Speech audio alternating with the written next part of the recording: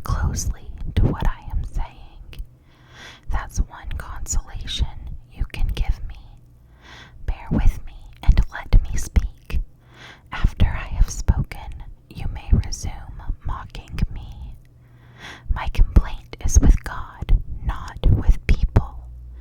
I have good reason to be so impatient. Look at me and be stunned. Put your hand over your mouth in shock.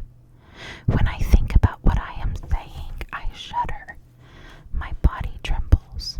Why do the wicked prosper, growing old and powerful? They live to see their children grow up and settle down, and they enjoy their grandchildren. Their homes are safe from every fear, and God does not punish them. Their bulls never fail to breed. Their cows bear calves and never miscarry. They let their children frisk about like lambs. Their little ones skip and dance. They sing with tambourine and harp. They celebrate to the sound of the flute. They spend their days in prosperity, then go down to the grave in peace. And yet they say to God, "Go away. We want no part of you and your ways. Who is the Almighty, and why should we obey him? What good will it do us to pray?" They think their prosperity is their own doing.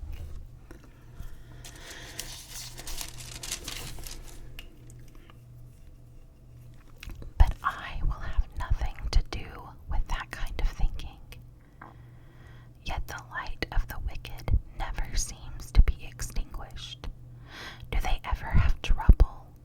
Does God distribute sorrows to them in anger? Are they driven before the wind like straw? Are they carried away by the storm like chaff?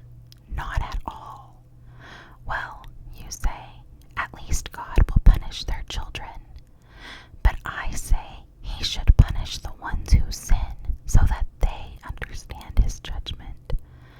Let them see their destruction with their own eyes. Let them drink deeply of the anger of the Almighty, for they will not care what happens to their family after they are dead. But who can teach a lesson to God, since he judges even the most powerful? One person dies in prosperity, completely comfortable and secure, the picture of good health, vigorous and fit. Another person dies in bitter poverty, never having tasted the good life. But both are buried in the same dust, both eaten by the same maggots. Look, I know what you are thinking. I know the schemes you plot against me. You will tell me of rich and wicked people whose houses have vanished because of their sins. But ask those who have been around, and they will tell you the truth. Evil people are spared in times of calamity and are allowed to escape disaster. No one criticizes them openly or pays them back for what they have done.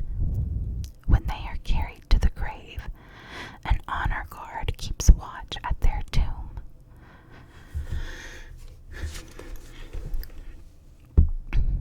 A great funeral procession goes to the cemetery. Many pay their respects as the body is laid to rest. And the earth gives sweet repose. How can your empty cliches comfort me? All your explanations are lies. Chapter 22.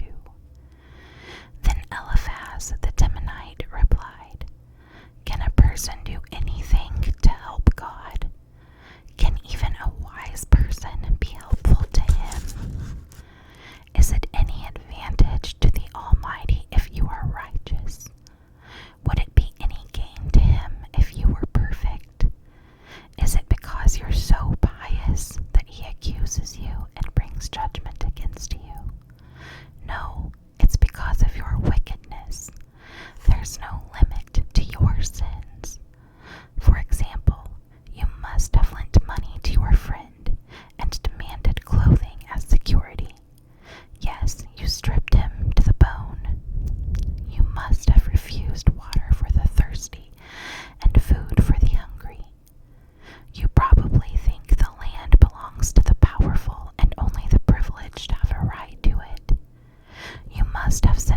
goes away empty-handed and crushed the hopes of orphans.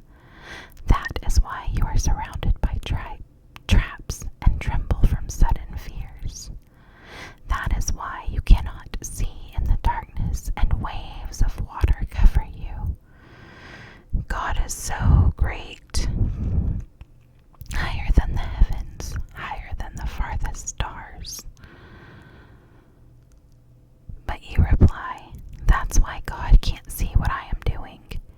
How can he judge through the thick darkness? For thick clouds swirl about him, and he cannot see us. He is way up there, walking on the vault of heaven. Will you continue on the old paths where evil people have walked? They were snatched away in the prime of life, the foundations of their lives washed away. For they said to God, leave us alone. What can the Almighty do to us? Yet he was the one who filled their homes with good things, so I will have nothing to do with that kind of thinking. The righteous will be happy to see the wicked destroyed, and the innocent will laugh in contempt. They will say, see how our enemies have been destroyed. The last of them have been consumed in the fire. Submit to God, and you will have peace. Then things will go well for you. Listen to his instructions and store them in your heart. If you return to the Almighty, you will be restored. So clean up your life. If you give up your lust for money and throw your precious gold into the river, the Almighty himself will be your treasure. He will be your precious silver. Then you will take delight in the Almighty and look up to God. You will pray to him, and he will hear you, and you will fulfill your vows to him. You will succeed in whatever you choose to do, and light will shine on the road ahead of you. If people are in trouble and you say, help them, God will save them. Even sinners will be rescued. They will be rescued because your hands are pure. Chapter 23. Then Job spoke again. My complaint today is still a bitter one, and I try hard not to groan aloud. If only I knew where to find God, I would go to his court. I would lay out my case and present my arguments. Then I would listen to his report